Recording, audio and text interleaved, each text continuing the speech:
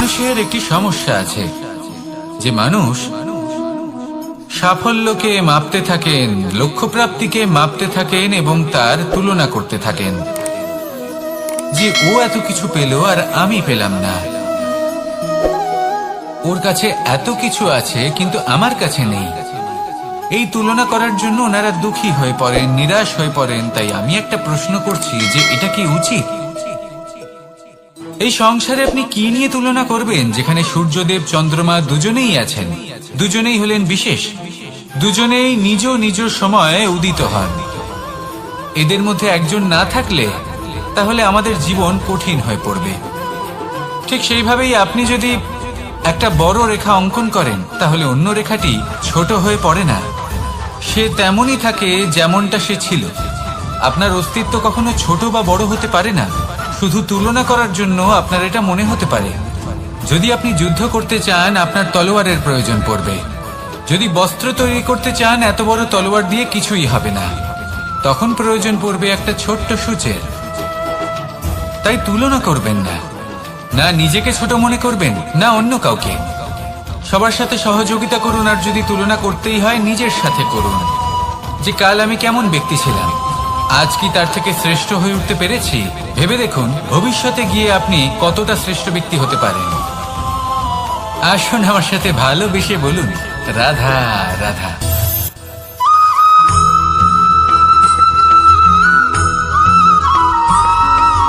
জীবনে অগ্রসর হওয়ার জন্য আমাদের কাকে প্রয়োজন হয়?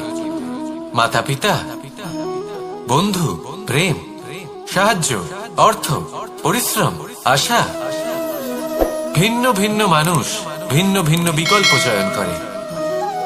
যদি আমি আপনাকে বলি তাহলে জয় আর পরাজয়ের মন্ত্র দুটো শব্দের উপর নির্ভর করে, মেনে নেওয়া আর দৃঢ় হওয়া। যদি মেনে নেন তাহলে হেরে যাবেন, যদি দৃঢ় হন তাহলে নিশ্চিত রূপে জয়ী হবেন। যদি কখনো আপনি ক্লান্ত হয়ে ওঠেন, আপনি দুঃখী হন, পুরোপুরি ভেঙে পড়েছেন, তখন মেনে নেবেন না যে আপনি ভেঙে পড়েছেন, নয়তো হেরে যাবেন। তখন উল্টে স্থির করবেন যে যাই হয়ে যাক না কেন আমি জয়ী হবই। আর আপনি দেখবেন যে জয় নিশ্চিত রূপে আপনার কাছেই আসবে। তাহলে এই কথা মনে রাখবেন আর আমার সাথে ভালোবেসে বলবেন রাধা রাধা।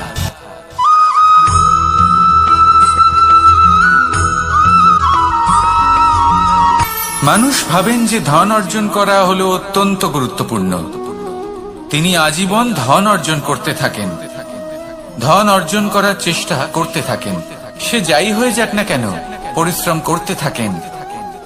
স্বাস্থ্যের দিকে নজর দেন না, না উচিত সময় খাবার খান, না উচিত সময় ঘুমোতে যান, না পর্যাপ্ত সময় পর্যন্ত ঘুমন, কিছুই না। ধন অর্জন করতেই থাকেন, করতেই থাকেন। আর কিছু সময় পরে যখন তিনি অসংখ্য ধন লাভ করে ফেলেন তখন তার সাথে ওনার শরীরে অনেক রোগ বাসা বাঁধে। এইসব রোগের উপচার করতে করতে সেই সমস্ত ধন যা উনি অর্জন করেছেন তা তিনি ব্যয় করে ফেলেন। শেষ পর্যন্ত কি হয়? আমরা যেভাবে এসেছি ঠিক সেইভাবেই ফিরে যাই, ধন এখানেই থেকে যায়। দেখুন, একটা অত্যন্ত গুরুত্বপূর্ণ কথা রয়েছে যে আপনার বোঝা উচিত। এই যে ধন, তার ব্যবহার করুন জীবনকে আরো ভালো করে তোলার জন্য। ধনের সদ্ব্যবহার করা উচিত, এমন যেন না হয় এই ধন আপনাকে ভোগ করে ফেলে। এই জীবনকে নিশ্চিত রূপে আরো শ্রেষ্ঠ করে তুলুন। কিন্তু এই ধন অর্জন করার এই প্রক্রিয়াতে নিজের সারা জীবনকে নষ্ট করে ফেলবেন না। এই জীবন উপভোগ করতে শিখুন আর আমার সাথে ভালোবেসে বলুন রাধা রাধা।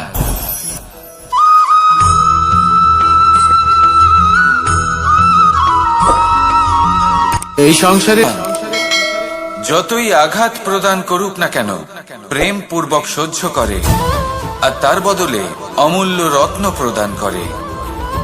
সন্তান যদি হাল চালায় তাহলে তার বদলে তাকে অন্ন প্রদান করে। এটাই হলো ধরনী। এবার এর থেকে আমরা কি শিক্ষা পেতে পারি? এটাই যে কারোর জন্য কিছু করা বা কাউকে কিছু দেওয়া মনে কোনো কামনা ছাড়াই আর এই কথাটা বুঝে যান, যদি কারোর জন্য কামনা না রেখে বা কোনো পাওয়ার আশা না রেখে কারোর জন্য কিছু করেন বা কারোকে কিছু দেন, যদি এটা আপনি শিখতে পারেন, তবে আপনি ভালোবাসতে শিখে গেছেন। আর সেই জন্যই এই ধরিত্রীকে মাতা বলা হয়, কারণ মাতা শুধু উনি নন যিনি গর্ভে সন্তানকে ধারণ করেন, মাতা তো উনিও যিনি জীবন বাঁচতে শেখান, যিনি জীবন বাঁচার উদাহরণ প্রদান করেন। তাহলে ধরনীর থেকে এই নিঃস্বার্থ ভাব শিখুন, নিঃস্বার্থ ভালোবাসা শিখুন, আর এই ভালোবাসার সাথেই বলুন রাধা রাধা।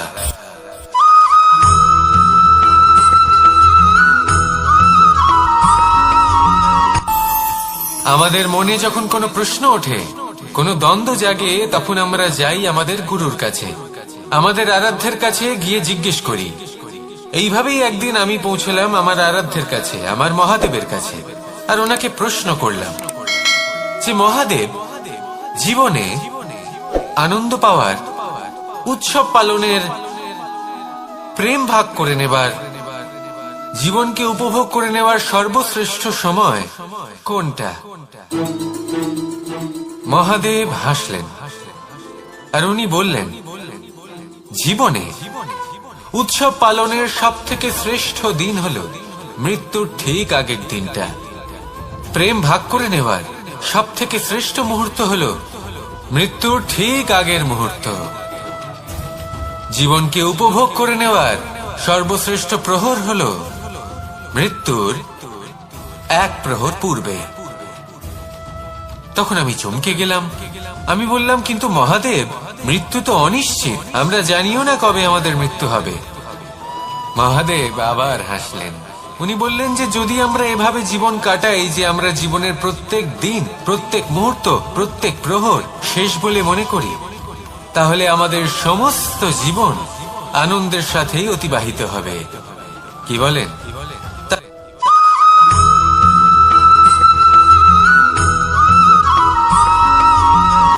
সংসারে আমাদের জীবনে যখন কোনো সুখ বা দুঃখ আসে, তার জন্য আমরা কাউকে না কাউকে অবশ্যই দায়ী করে থাকি, তাই না? এই ব্যক্তি আমাদের সাথে এরকম কাজ করেছেন, তাই আমার সাথে এমন হলো। ওই ব্যক্তি যদি এমনটা না করতেন, তাহলে আজ আমি ওই স্থানে পৌঁছতে পারতাম। সবই আপনার দৃষ্টিভঙ্গির উপর নির্ভরশীল, আর যদি আপনার দৃষ্টিভঙ্গি এমন হয়, তাহলে তা অনুচিত। সত্যি কথা বলতে, এই সংসারে ভিন্ন ভিন্ন ধরনের মানুষ আছে। এটা আপনার উপর নির্ভর করছে কিভাবে তাদের স্বাগত জানাবেন। একবার ভাবুন, আমি আমার দুটো হাত সামনে নিয়ে এলাম, দুটো মুঠো খুলে দিলাম। দুই প্রকারের মানুষ আসবেন, কিছু না কিছু দিয়ে যাবেন। এই মুঠো যদি আমি বন্ধ করে দিই, তাহলে না কেউ আমাকে কিছু দিতে পারবে, না আমার কিছু যাবে আসবে। নিশ্চয়ই বুঝতে পারছেন এই দুই ধরনের ব্যক্তি কারা এবং তারা কি দিয়ে যান। আমি যদি নিজের মুঠো খুলে দিই, তাহলে কিছু ভালো মানুষ আসবেন, আমাকে আনন্দ, সন্তুষ্টি, জ্ঞান প্রদান করে যাবেন, ভালো অভিজ্ঞতা দিয়ে যাবেন। কোনো খারাপ ব্যক্তি যদি আসেন, তাহলে তিনিও খারাপ অভিজ্ঞতা দেবেন, যার থেকে আমি শিক্ষা লাভ করব। এই সব কিছু আমি লাভ করতে পারি। মুঠো যদি বন্ধ করে রাখি, তাহলে আমি কিছুই পাবো না। দেখুন, এই সংসারে প্রত্যেকের জীবনে এইরকম।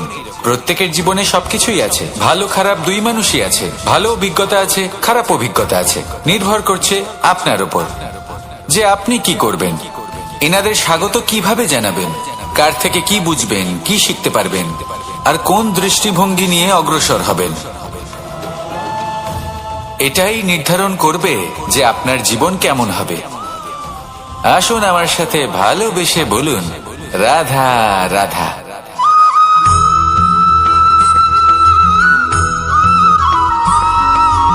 জীবনে অগ্রসর হওয়ার জন্য আমাদের কাকে প্রয়োজন? পরাজয়ের মন্ত্র দুটো শব্দের উপর নির্ভর করে, মেনে নেওয়া আর দৃঢ় হওয়া।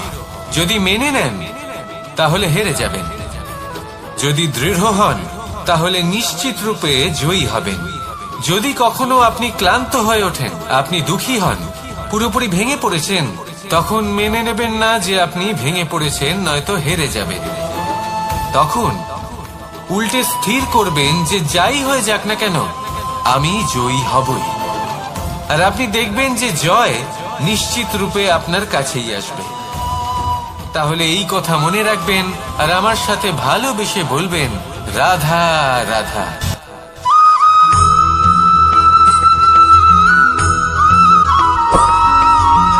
ভালো, শুধু ওনাদের কঠোর ব্যবহার দেখলে আমরা একটু ভয় পেয়ে যাই। এবার ওনাদের এই কঠোর ব্যবহার আমাদের ভালো না লাগলেও অত্যন্ত আবশ্যক, কারণ মাতার থেকে আমরা যে শক্তি লাভ করি তা যেন নিয়ন্ত্রণ হারিয়ে বিধ্বংসী না হয়ে ওঠে। আমরা যেন কোনো কুপথে না চলে যাই, আমরা কখনো যেন দোষ না করে ফেলি। শুধু সেই জন্য পিতা এবং গুরু একটু কঠোর হয়ে ওঠেন, এবং ওনাদের এই কঠোর আচরণ ভবিষ্যতে গিয়ে আমরা অবশ্যই বুঝতে পারি। জীবনে কিছু বছর আমরা এগিয়ে যাই আর তারপর আমরা বুঝতে পারি যে বাবা এবং গুরু আমাদের যথেষ্ট ভালোবাসতেন, কিন্তু ওনাদের ভালোবাসার বহিঃপ্রকাশ আলাদা। প্রয়োজনীয় হলো এটা দেখার, এটা বোঝার যে শুরু থেকে আমাদের প্রতি ওনাদের আচরণ কেমন ছিল। ওনাদের কঠোর হওয়ার পেছনে ওনাদের ভালোবাসাটা বোঝার চেষ্টা করুন, ওনাদের চিন্তাটা বোঝার চেষ্টা করুন, ওনাদের পথপ্রদর্শনের আড়ালে আপনার ভবিষ্যতের জন্য যে পরিকল্পনা ওনারা করেছেন সেটা বোঝার চেষ্টা করুন। তখন আপনারা বুঝতে পারবেন ওনাদের ভালোবাসাকে। আপনার মনের মধ্যে আপনা থেকেই ওনাদের প্রতি সম্মান জেগে উঠবে। নিজের পিতা এবং নিজের গুরু এই দুজনের প্রতি কৃতজ্ঞতা প্রকাশ করুন আর আমার সাথে ভালোবেসে বলুন, রাধা রাধা।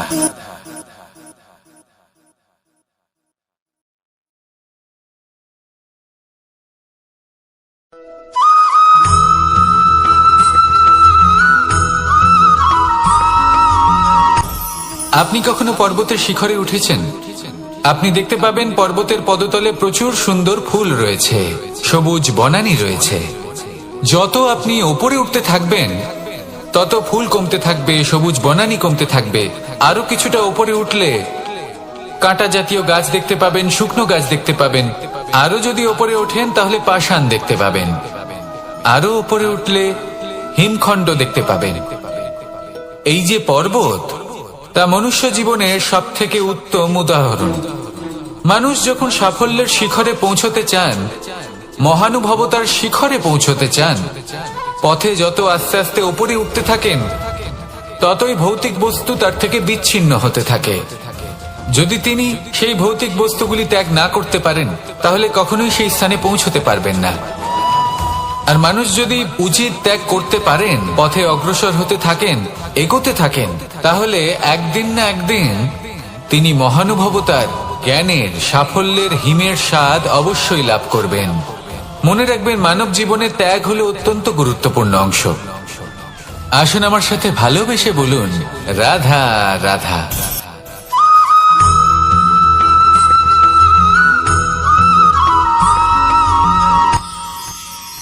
মানুষ তার জীবনে দুই ধরনের পরিস্থিতিকে খুব ভয় পায়।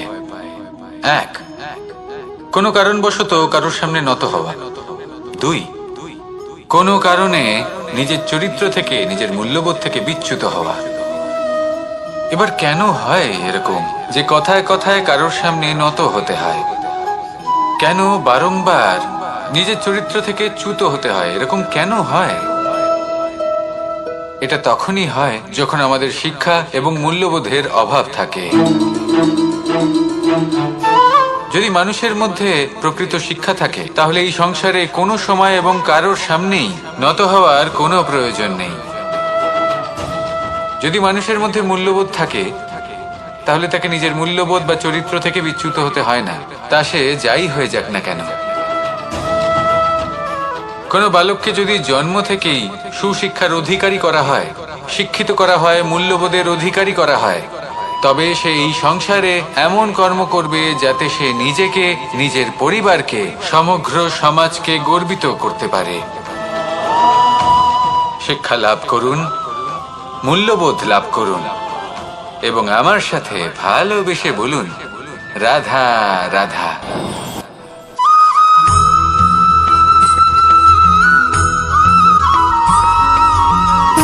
সুখ, দুঃখ এবং শক্তি, এই তিন হলো এই সংসারের ত্রিদেবের মতো। আমাদের জীবনে যা কিছু ঘটছে এই তিনটির ভিত্তির উপরেই হচ্ছে।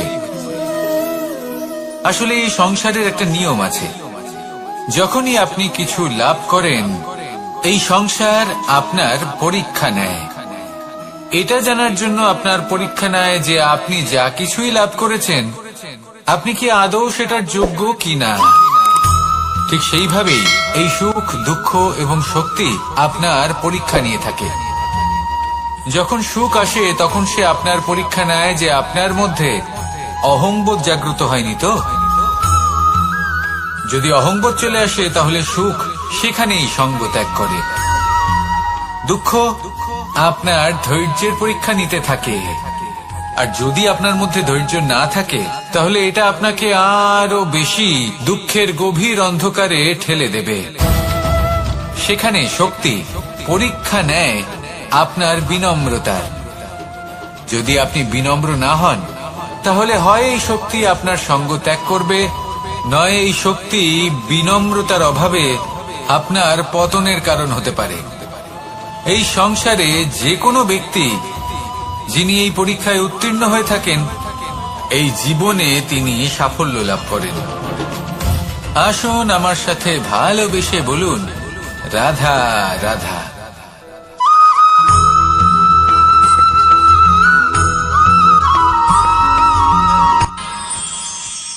আমরা সবাই সূর্যকে সম্মান কেন করি?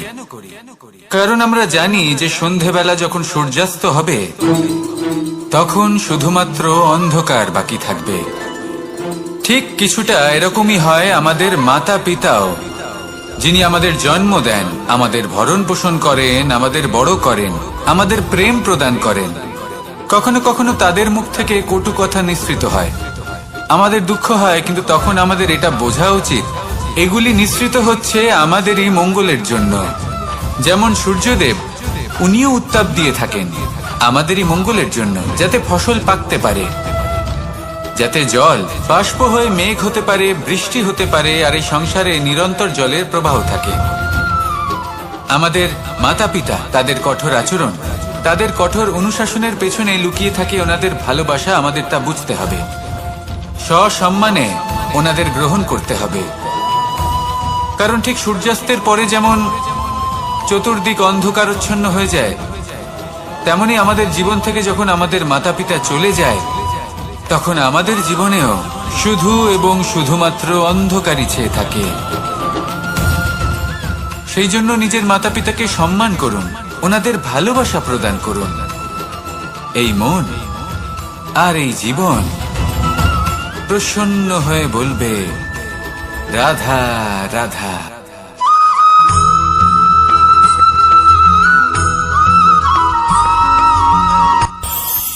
এই সংসারে আমরা প্রকাশ কোথা থেকে পাই? এর উত্তর বড়ই সরল। ভোরে যখন সূর্যোদয় হয় তখন প্রকাশের কিরণ আমাদের ঘরে এসে পৌঁছয়। এইভাবেই আমরা প্রকাশ লাভ করি। এবার এই প্রকাশের আলোতেই আমরা সারাদিনের কাজ সম্পন্ন করি। সন্ধে হয়ে যায়, সূর্যাস্ত হয়ে যায়, আর আমাদের ঘর যাতে অন্ধকার না হয় তার জন্য আমরা একটা প্রদীপ প্রজ্বলিত করি। এটাই ঘটে আমাদের জীবনেও। এবার প্রবাহমান আয়ুর সাথে আমরা আমাদের অন্তরে যদি একটা প্রদীপ প্রজ্বলিত করে নিই তাহলে বিষয়টাই অন্যরকম হবে। এবার আপনি বলবেন কোন প্রকাশের কথা বলছি যা আমাদের অন্তরে জাগ্রত করা সম্ভব? আমাদের আত্মার মাঝে প্রেমের প্রকাশ জাগ্রত করার কথা বলছি। কারণ আমাদের এই জীবন এও হলো দিনের আলোর মতো। আজ প্রকাশ আছে, কিন্তু কোনোদিন অবশ্যই অস্ত হবে। কিন্তু অস্ত হবার আগে যদি আমরা আমাদের আত্মার মাঝে প্রেমের এই প্রকাশ উজ্জ্বলিত করে নিই তাহলে আমাদের সন্ধ্যাকালও আমরা আনন্দে এবং প্রেমে যাপন করব। তাহলে আসুন আর আমার সাথে ভালোবেসে বলুন, রাধা রাধা।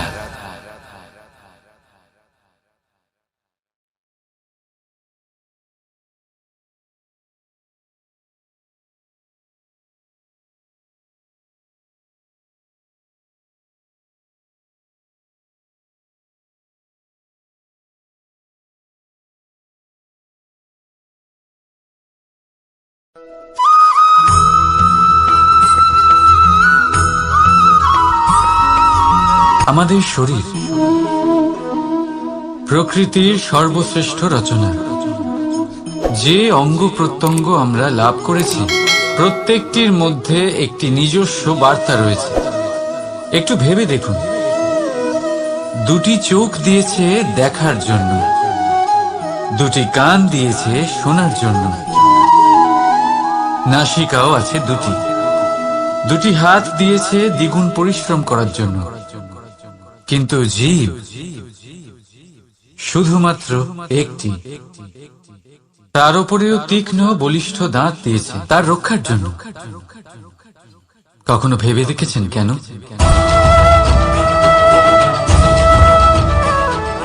কারণ শব্দ আর শব্দের প্রয়োগ মানুষের সবচেয়ে বড় অস্ত্র, যার প্রয়োগ যত ভেবে চিন্তে করা যায় মানুষ তার জীবনে ততটাই উপরে উঠতে পারে। তাহলে মনে রাখুন, দেখুন, শুনুন আর বুঝুন বেশি, বলুন কম। রাধা রাধা।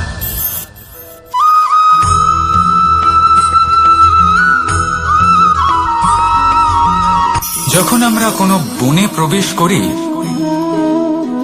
তখন এই সবুজ ঘাস দেখে, এই কোমল ঘাস দেখে আমাদের মন প্রফুল্ল হয়ে ওঠে। ভিন্ন ভিন্ন প্রজাতি। এবার ভেবে দেখুন, যখন এই উপবনের নির্মাণ হয়েছিল সেই সময় যদি এই মাটিকে সঠিকভাবে খনন না করা হতো, যদি তাতে সঠিকভাবে বীজ রোপণ না করা হতো, যদি কোনো সংঘর্ষ না হতো, পরিশ্রম না করা হতো, যদি চলতে চলতে পায়ে কাঁটা না বিঁধে যেত, তাহলে এই সুন্দর বন দেখে আমরা কি এই আনন্দ লাভ করতে পারতাম? কখনোই নয়। ধরুন কোনো নদীর তটে সুন্দর একটি বন আছে, সেই বনের আনন্দ লাভ করতে গেলে আপনাকে সেই নদী পার করতেই হবে। যদি সুখের নদীর কাছে পৌঁছতে চান তাহলে তটে যে কাঁটা রয়েছে সেগুলোর সাথে সংঘর্ষ করতেই হবে। এই সংসারে যদি আপনি সুখ লাভ করতে চান তাহলে সুখ লাভের এই যাত্রা শুরু করতে হবে সংঘর্ষ দ্বারা। তাহলে সংঘর্ষকে স্বাগত জানান, এর পেছনেই সুখ রয়েছে যা আপনার জন্য অপেক্ষা করছে। এবার হাসুন আর আমার সাথে ভালোবেসে বলুন রাধা।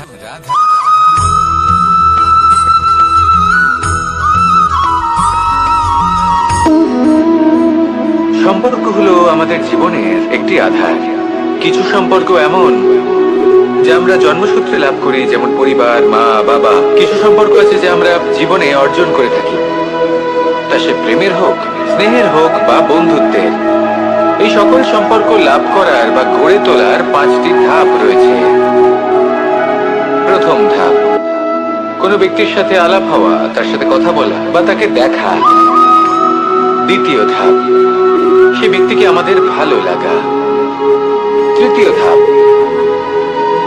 আমাদের এটা চাইতে শুরু করা যে জীবনে এই ব্যক্তি যেন আমাদের বন্ধু হন, আমাদের জীবনে থাকেন, বা আমাদের কাউকে ভালোবেসে ফেলা আর এটা আমাদের ভাবা বা চাওয়া যে সেই ব্যক্তি যেন আজীবন আমার সাথে থাকেন, আমার জীবনে আমার সাথী হয়ে।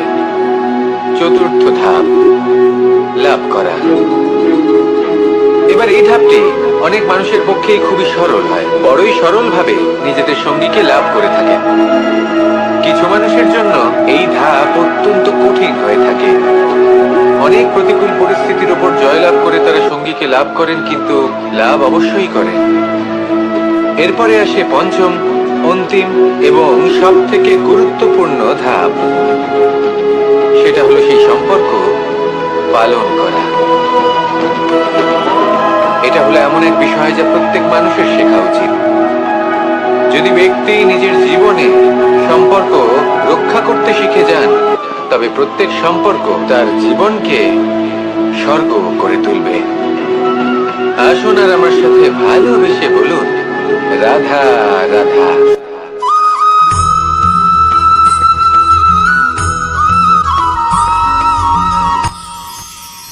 মানুষ তার জীবনে দুই ধরনের পরিস্থিতিকে খুব ভয় পায়। এক, কোনো কারণবশত কারোর সামনে নত হওয়া। দুই, কোনো কারণে নিজের জন্য আপনার পরীক্ষা নেয় যে আপনি যা কিছুই লাভ করেছেন আপনি কি আদৌ সেটার যোগ্য কিনা। ঠিক সেইভাবেই এই সুখ, দুঃখ এবং শক্তি আপনার পরীক্ষা নিয়ে থাকে। যখন সুখ আসে তখন সে আপনার পরীক্ষা নেয় যে আপনার মধ্যে অহংবোধ জাগ্রত হয়নি তো। যদি অহংবোধ চলে আসে তাহলে সুখ সেখানেই সঙ্গ ত্যাগ করে। দুঃখ আপনার ধৈর্যের পরীক্ষা নিতে থাকে, আর যদি আপনার মধ্যে ধৈর্য না থাকে তাহলে এটা আপনাকে আরো বেশি দুঃখের গভীর অন্ধকারে ঠেলে দেবে। সেখানে শক্তি পরীক্ষা নেয় আপনার বিনম্রতার। যদি আপনি বিনম্র না হন তাহলে হয় এই শক্তি আপনার সঙ্গ ত্যাগ করবে, নয় এই শক্তি বিনম্রতার অভাবে আপনার পতনের কারণ হতে পারে। এই সংসারে যে কোনো ব্যক্তি যিনি এই পরীক্ষায় উত্তীর্ণ হয়ে থাকেন, এই জীবনে তিনি সাফল্য লাভ করেন।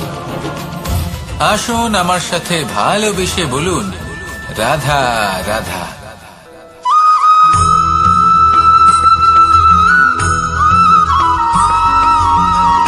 জীবন কিসের উপর নির্ভরশীল? ধনের উপর। বৈভবের অনুভব যদি আপনি করতে চান তাহলে তা পাবেন শুধু একতার দ্বারা, সংগঠনের দ্বারা। যদি আপনাকে উদাহরণ দিই, নিজের এই হাতটাকে দেখুন, 5টা আঙুল রয়েছে। কোনো একটা বস্তুকে নিজের একটা আঙুল দ্বারা তুলে ধরার চেষ্টা করে দেখুন, বড়ই কষ্ট হবে। তখন আপনি বুঝতে পারবেন যখন এই 5টি আঙুল একত্রিত হয় তখন কোনো কাজ কতটা সহজ হতে পারে। এটাই হলো শক্তি, একতার। সব থেকে ভালো উদাহরণ যদি আপনাকে দিই তাহলে বাঁশি। এই বাঁশি থেকে অত্যন্ত মধুর সুর নির্গত হয় যা সবার মন প্রসন্ন করে দেয়। এই কথা সত্যি, কিন্তু এই বাঁশি আমি একটা বা দুটো আঙুল দিয়ে বাজাতে পারবো না। আমাকে প্রত্যেকটা আঙুল ব্যবহার করতেই হবে, তবেই এর থেকে মধুর সুর নির্গত হবে যা সকলকে প্রসন্ন করবে, ঠিক কিনা? ঠিক এইভাবেই যদি আপনি চান যে আপনার জীবনরূপী বাঁশি থেকেও মধুর সুর নির্গত হোক বা সবার মনকে প্রসন্ন করে তুলুক, তাহলে আপনাকেও জীবনে একতা নিয়ে আসতেই হবে। আপনি একাও কর্ম করতে পারেন, পথ চলতেও পারেন, সামনেও এগোতে পারেন, সাফল্যও লাভ করতে পারেন। কিন্তু যখন সকলে একসাথে এগোবেন, সেই পথে চলবেন, সেই কর্মই করবেন, তখন লক্ষ্যে অবশ্যই পৌঁছবেন, সাফল্য অবশ্যই লাভ করবেন। কিন্তু সেই সাফল্য এবং তার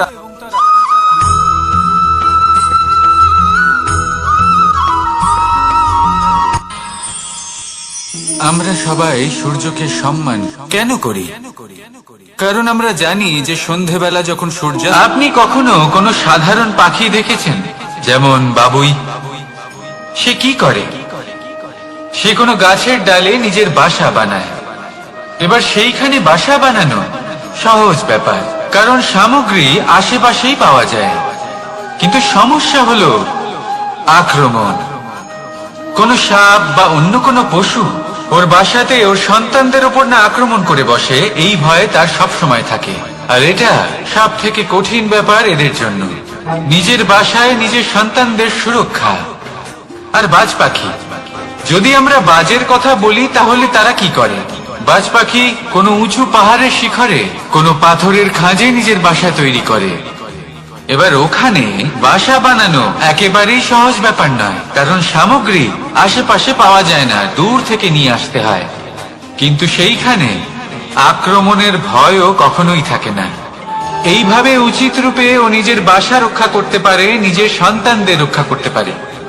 এর সারমর্ম হলো এটাই, যদি সমস্যা বড় হয় তাহলে সমাধানও উচ্চমানের হওয়া উচিত। একটা বাজ পাখির মতো ভাবা আরম্ভ করে দিন। জীবনে যে কোনো সমস্যা ছোট মনে হবে। রাধা রাধা।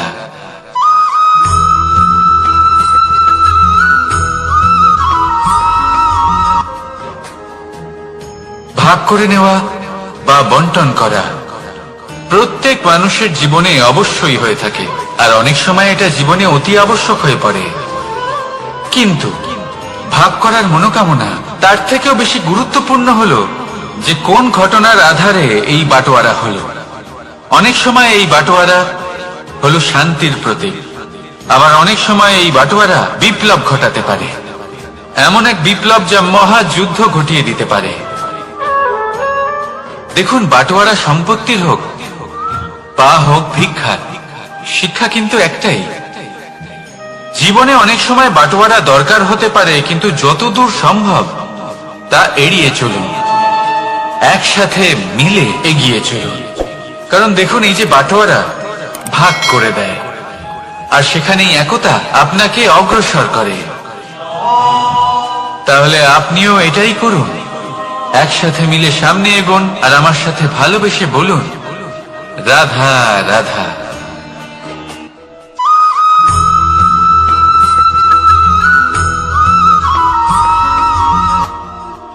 জীবনে এমন কিছু কাজ রয়েছে যা আপনাকে একাই করতে হয়, আর এমন কিছু কাজ রয়েছে যা আপনাকে একসাথে মিলে করতে হয়, একজোট হয়ে, সঙ্গবদ্ধ হয়ে। এবার সঙ্গবদ্ধ বলতে কি বোঝাতে চাইছি? আমি তাদের কথা বলছি না যারা বাস্তবিকভাবে একে অপরের সাথে কাজ করেন। আমি তাদের কথা বলছি যারা একে অপরের থেকে দূরে থেকেও একে অপরকে বিশ্বাস করেন। আমি আগেও বলেছিলাম, সমস্ত বিশ্বের আশা বিশ্বাসেই বসবাস করে, তাই না? তাই যেখানে সমস্ত বিশ্ব আছে, সমস্ত সংসার আছে, সেইখানেই বিশ্বাস রয়েছে। তাই আপনার আশেপাশে এমন দল সঙ্গবদ্ধ করুন যাদের আপনার উপর বিশ্বাস আছে, আর যাদেরকে আপনি বিশ্বাস করতে পারেন। তাহলে আসুন আর আমার সাথে ভালোবেসে বলুন, রাধা রাধা।